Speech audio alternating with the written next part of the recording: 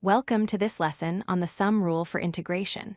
Today, we are going to learn one of the most fundamental properties of integrals, how to handle the sum of two functions.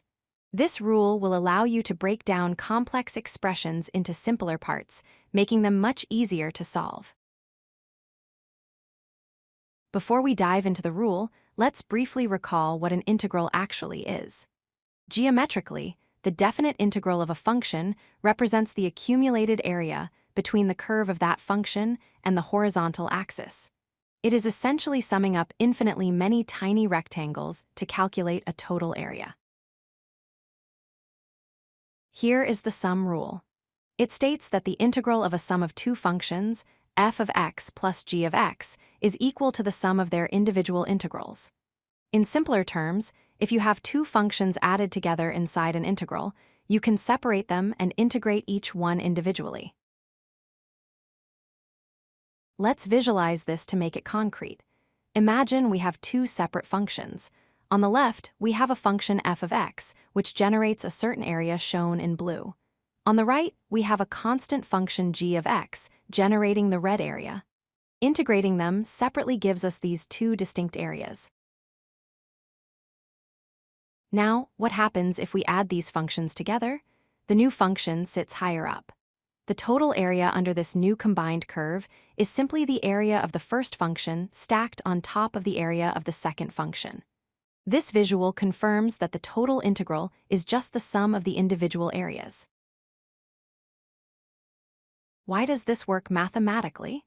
Remember that an integral is defined as a limit of a sum, specifically a Riemann sum. Since regular summation is distributive, meaning the sum of a plus b is the sum of a plus the sum of b, integration inherits this exact same property. It is a direct consequence of the definition of the integral. Let's look at a practical example involving polynomials. Suppose we need to find the integral of 3x squared plus 4x. While this looks like one single expression, it is actually two distinct terms added together. We can use the sum rule to tackle this. Here is the step-by-step solution.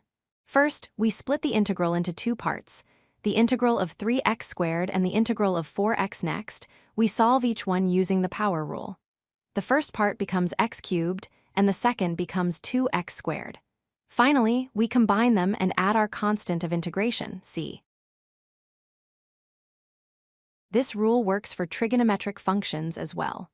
Consider the integral of sine x plus cosine x. Just like before, we split it into the integral of sine x and the integral of cosine x. We know the integral of sine is negative cosine, and the integral of cosine is sine. Putting it all together, we get sine x minus cosine x plus c.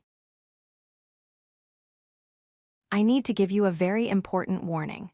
The sum rule works for addition and subtraction, but it does not work for multiplication. The integral of f times g is not the integral of f times the integral of g. This is a very common mistake for beginners, so be careful not to fall into this trap. To summarize, the sum rule allows you to split integrals of sums into sums of integrals. Always look for opportunities to simplify complex expressions by breaking them down.